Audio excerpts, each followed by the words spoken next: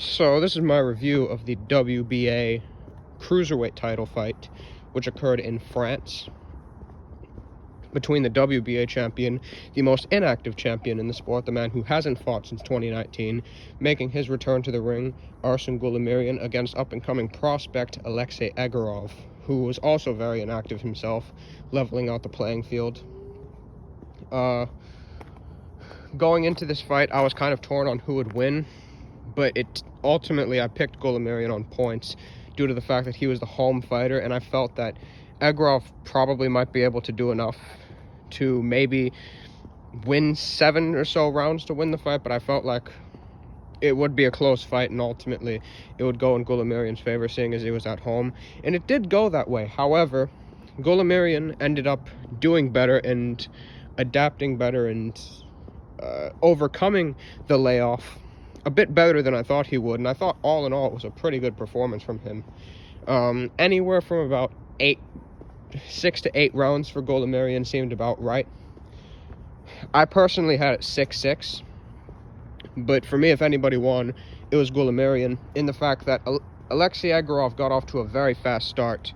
He won the first 4 rounds, in my view, relatively clearly.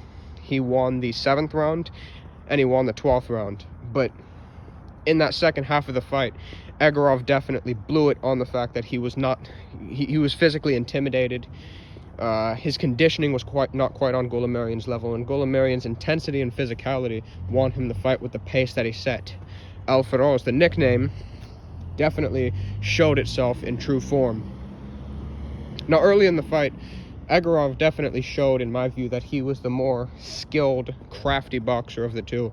He was definitely making Goulamirian look quite goofy.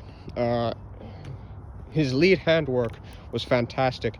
The way he was able to turn and spin Goulamirian off, set up combinations with his jab, even turn his, shift his left jab into his uppercut, into his left hook, and pivot off, make Goulamirian work with his feet a lot early.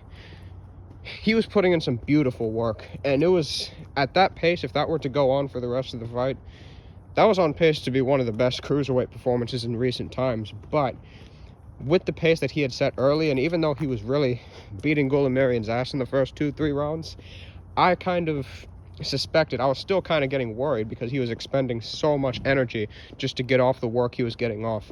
And even in the 4th round, which I had him winning, he was definitely already beginning to become more stationary. He was fighting a more physical fight. He was allowing Goulamirian to set his feet, establish his own jab, and consequently, it became a physical affair, a war of attrition, and that was just not really a fight that favored Egorov. And then the next 2 rounds, I thought Goulamirian ended up coming back. 5th round was a clear Goulamirian round, as he was able to hurt Egorov. The 6th round, he managed to win that round, although it was rather close. The 7th round, I gave to Egorov. Egorov bounced back pretty nicely, although Goulamirian did, come into the round late with some nice combinations, some good body work. And even by the end of that round, Egorov did not look in great shape. And in the next few rounds, Goulamirian just started racking up points. His physicality was getting to Egorov, and he was hurting him with big left hooks to the body. He struggled to defend against that shot, and you could just visibly see in his face that he was starting to fatigue.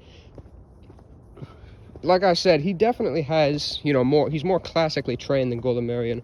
Goulamirian is good fundamentally, but you can tell he skillfully and athletically wasn't as dynamic as Egorov, but in terms of his physicality and his strength, his conditioning, he was able to pretty much work his way back into the fight. And even though he wasn't landing very frequently in the first 2-3 rounds, those body shots were paying dividends, and the physical strength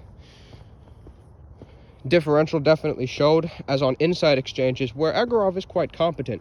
And when he does actually pressure opponents, when he's fighting smaller guys that he can walk down, he actually does show decent inside game, good body work. That was pretty much neutralized by Goulamirian's size. And his work just became more and more sporadic. He would throw combinations, but they didn't have nearly the same effects, the same uppercuts and straight right hands that were snapping Goulamirian's head back early in the fight. were beginning to take little effect, and Goulamirian's, his neck was not snapping nearly to the same degree it was earlier. And in the 10th, 11th rounds, the 10th round, he beat Egorov's ass. The 11th round, rather close round, but Goulamirian got it. But I think after that round, he kind of punched himself out. He punched himself out a few times when he had Egorov hurt, and Egorov would kind of come back into rounds, but he punched himself out, and in the 12th round, Egorov started to walk him down. But like I said, because of his fatigue, his jabs that he was missing even more frequently with his jabs, he was far less sharp. And the shots he was landing weren't really taking significant impact, and I only gave him the 12th round really on volume. The 7th round was a bit of a swing round. I think I could have given that to Goulamirian, but I ended up kind of giving it to Egorov, and overall I thought the fight was a very close, competitive fight. I do want to see both guys again. I'd like to see Egorov back in the mix again, because he did put up a pretty solid performance. Goulamirian, he doesn't get the credit he deserves for his abilities due to the layoff. Obviously, I understand that. But the resume he's built so far is pretty solid. Riyad Murray and Bejanaru, and then coming back after the layoff to beat Egorov. And Egorov can come off of this performance, coming rather close to winning a world title and showing definitely world-class skill. He could go in and fight someone who is, had similar shortcomings at world level, such as a Cieslak. Goulamirian, if he wants to enter a unification, I suppose it's possible he could.